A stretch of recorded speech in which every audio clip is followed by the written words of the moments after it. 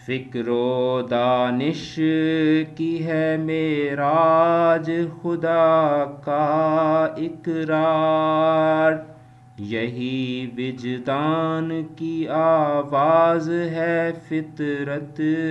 کی پکار، ذرے ذرے کی شہادت کہ خدا ہے موجود، پتے پتے کو ہے سانے کی صفت کا اقرار، اسی خلاق نے جوہر کو توانائی دی، پھول پتوں کو عطا جس نے کیے نقش و نگار، اسی خالق اسی مالک کی ہے سب حمد و ثنا، آبشاروں کا ترنم ہو کے گل بانگے ہزار، یہ سب آیات الہی ہیں ذرا غور سے دیکھ، اس کی پھر حمد بیاں کر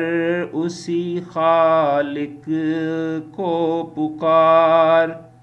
اس کی صنعت کے نمونے ہیں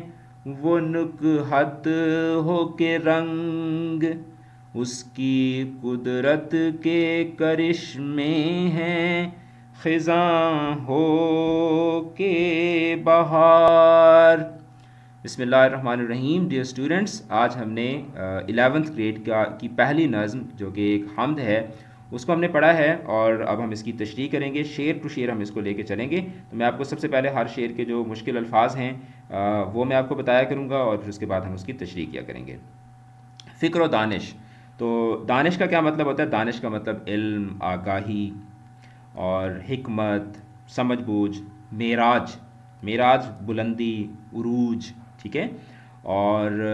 یہی وجدان کی آواز ہے۔ وجدان کیا ہے؟ وجدان شعور کو بولتے ہیں، ذہن آپ یہاں پہ کہہ سکتے ہیں کہ یہی وجدان کی آواز ہے، اور اقرار کا مطلب ہوتا ہے ماننا، تسلیم کرنا، اور یہی وجدان کی آواز ہے فطرت کی پکار۔ فطرت آپ کو پتہ ہے نیچر کو بولتے ہیں، پیدائش، تخلیق، قدرت وغیرہ۔ تو اب اس شعر کے اندر جو ہے اس کا اگر میں آپ کو مفہوم بتاؤں تو شاعر اس میں بیسیکلی یہ کہنا چاہتا ہے کہ انسانی عقل، خرد اور شعور و آگہی، ان سب کی عظمت اسی بات میں پوشیدہ ہے کہ اللہ تعالیٰ کی ذات کا دل و جان سے اقرار کیا جائے، اور انسانی فطرت اور ظاہر و باطن بھی اللہ تعالیٰ کے وجود کے اقرار اور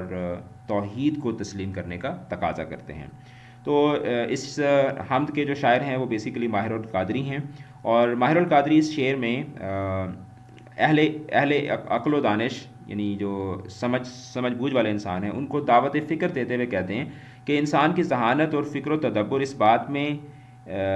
بات میں نہیں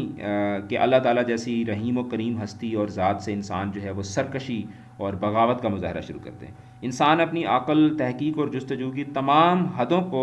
پھلانگ کر عظمتوں کی جن انتہاؤں تک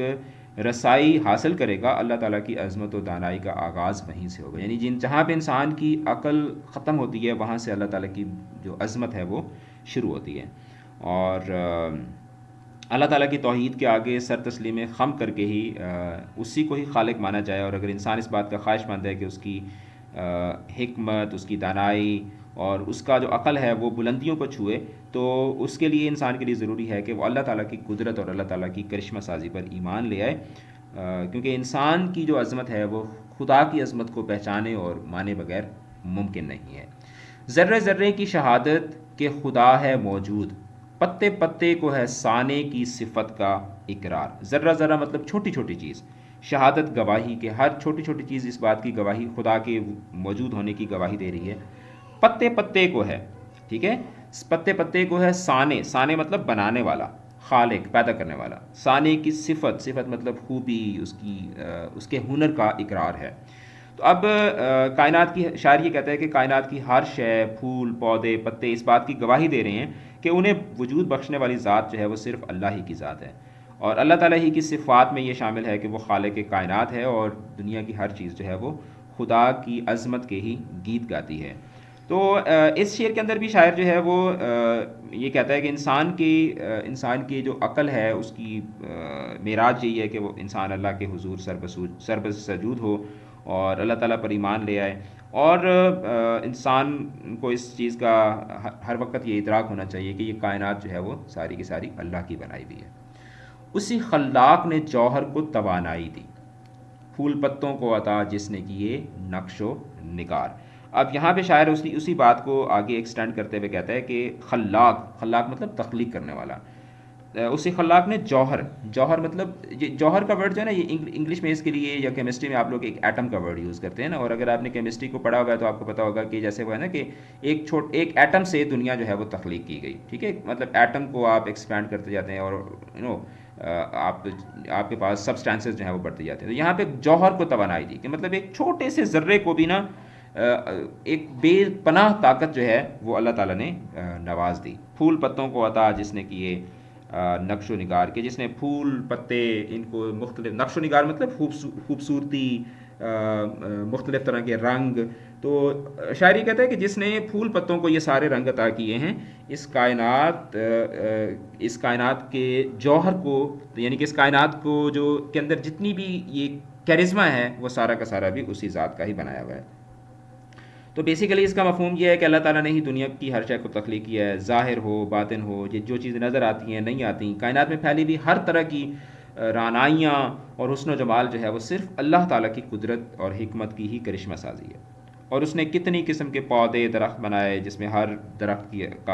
ایک الگ ساخت ہے، اس کا الگ سائز ہے، الگ رنگ ہے، الگ اس کا انگ ہے۔ تو یہ ساری کی ساری جو کاریگری ہے وہ کس کی ہے؟ وہ اللہ تعالیٰ کی ہے۔ اسی خالق اسی مالک کی ہے سب حمد و ثنا، آبشاروں کا ترنم ہو کہ گل بانگ ہزار۔ تو شاعر یہ کہتا ہے کہ چاہے وہ آبشاریں مطلب جھرنے، چشمے، یا یعنی کہ جو آبشاریں واٹر فالز کو بولتے ہیں، چاہے وہ آبشاروں کا ترنم ہو یعنی کہ ان کا گیت ہو، ترنم گیت کو بولتے ہیں، گانے کو بولتے ہیں، کہ گل بانگ ہزار۔ اب گل بانگ کیا ہے؟ گل بانگ بیسیکلی دھوم دھام، گل بانگ ہزار کہ مطلب یہاں پہ ہزار سے کیا مراد ہے؟ ہزار سے مراد آپ کو لگ رہا ہو کہ شاید 1000 کی بات ہو رہی ہے، یہاں ہزار سے مراد بیسیکلی بلبل ہے، ٹھیک ہے، بلبل کو بولتے ہیں کہ بلبل کے جو اونچے اونچے دھوم دھام والے جو گانے ہیں، چاہے وہ ہوں یا آبشاروں کے بہتے ہوئے پانی کی جو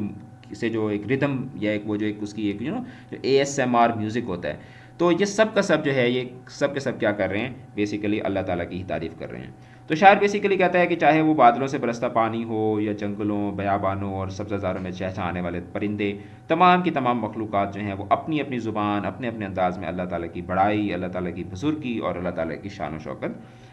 بیان کرتے ہیں۔ یہ سب آیات الہی ہیں، ذرا غور سے دیکھ، اس کی پھر حمد بیاں کر، اسی خالق کو پکار۔ تو شاعر یہاں پہ کہتا ہے کہ دیکھو یہ آیات الہی مطلب اللہ کی نشانیاں ہیں، آیات الہی اللہ تعالیٰ کی نشانیاں، اچھا، اور اس کی پھر حمد بیاں کر، اسی خالق کو پکار۔ تو شاعر یہ کہتا ہے کہ یہ سورج، چاند، ستارے، پہاڑ، دریا، سمندر، نباتات، حیوانات، یہ طرح طرح کی مخلوقات جو ہیں، ان کے اگر آپ وجود پر غور کریں تو فوراً سے ہمارے ذہن کے اندر یہ ایک خیال آتا ہے کہ یار کوئی تو ان کا بنانے والا ہے،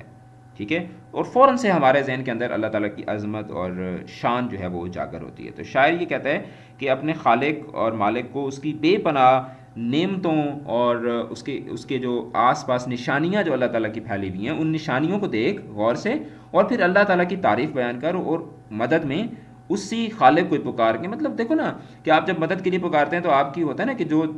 جتنا طاقتور ہوگا وہ اتنا جلدی اور اتنا اچھے سے آپ کی مدد کرے گا۔ تو اب کائنات کو دیکھیں کہ جو خالق اتنی بڑی کائنات کو تخلیق کر سکتا ہے اتنی خوبصورتی کے ساتھ، اتنے آرڈر کے ساتھ، تو آپ اگر اس کو مدد کے لیے پکاریں گے تو وہ آپ کی مدد کیوں نہیں کرے گا؟ ٹھیک ہے، اس کی صنعت کے نمونے ہیں وہ نکہت ہو کے رنگ، اس کی قدرت کے کرشمے ہیں خزاں ہو کے بہار۔ اب شاعر صنعت مطلب کاریگری، ٹھیک ہے، اس کی کریشن، اس کا جو آرٹ ہے، اس کا جو آرٹ آف کریشن ہے، اس کی صنعت کے نمونے مطلب سیمپلز، ٹھیک ہے، نشانیاں، وہ نکہت بولتے ہیں خوشبو کو، فریگرنس کو، یعنی کہ وہ رنگ والی چیزیں ہیں یا خوشبو والی چیزیں ہیں، وہ سب کے سب اسی کے بنائے ہوئے ہیں، اس کی قدرت کے کرشمے ہیں، یہ اس کی قدرت کی نشانیاں ہیں، اس کی قدرت کی کرامات ہیں، چاہے وہ خزاں کا موسم ہے، بہار کا موسم ہے، جو کچھ بھی ہے وہ تمام کا تمام جو ہے وہ اللہ تعالیٰ کا بنایا ہوا ہے۔ تو اس شعر کا مفہوم یہ ہے کہ صبح و شام، خزاں، بہار،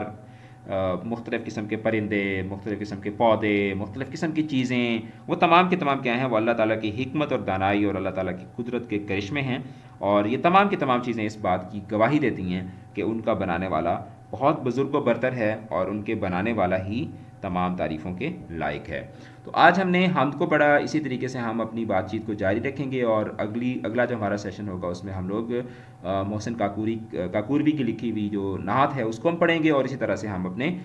نظموں کی طرف آگے بڑھتے جائیں گے، اور پھر ہم لوگ غزلیں پڑھیں گے۔ تو ہو سکتا ہے کہ جب تک آپ یہ لیکچر دیکھ رہے ہوں تب تک نظمیں غزلیں سب کچھ ہو چکی ہوں، کیونکہ جس ترتیب کے ساتھ میں چلوں گا تو بہت جلد جو ہے میں آپ کو یہ سارا کا سارا کورس جو ہے وہ کور کروا دوں گا۔ تو چینل کو ضرور سبسکرائب کیجیے گا، اور ویڈیو کو اپنے دوستوں کے ساتھ شیئر بھی کیجیے گا۔ بہت شکریہ، خدا حافظ۔